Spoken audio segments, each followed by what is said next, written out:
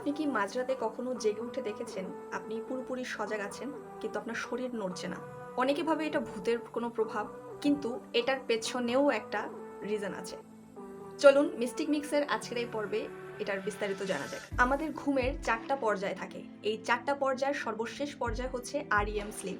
REM হচ্ছে rapid eye movement slip. ঘুমের ঠিক এই পর্যায়ে আমাদের চোখের পাতা বন্ধ থাকলেও আমাদের চোখ সাময়িকভাবে সক্রিয় থাকে এবং ঠিক এই সময়টাতেই আমরা খুব বাস্তব স্বপ্ন দেখি। আমাদের মস্তিষ্ক সক্রিয় হয়ে যায়, কিন্তু আমাদের বডি সাময়িকভাবে অচল থাকে। ঠিক এই পর্যায়ে কিছু কিছু মানুষ হঠাৎ ঘুম থেকে জেগে ওঠে এবং সে ফিল করতে পারে যে তার মস্তিষ্ক সজাগ আছে, কিন্তু তার বডি সে পুরোপুরি নড়াতে পারছে না।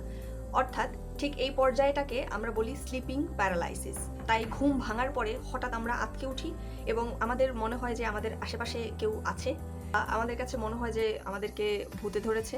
এটা জাস্ট একটা ব্রেইনের গেম। সে কখনো কখনো সক্রিয় হয়ে যায় এবং বডিটাকে জাস্ট নিষ্ক্রিয় করে দেয়। ঘটনার সাথে আপনারা কারা কারা রিলেট করতে পারেন কমেন্ট করে জানাতে পারেন। ততদিন পর্যন্ত ভালো থাকবেন, সুস্থ থাকবেন, অ্যান্ড শুভরাত্রি। Thank you.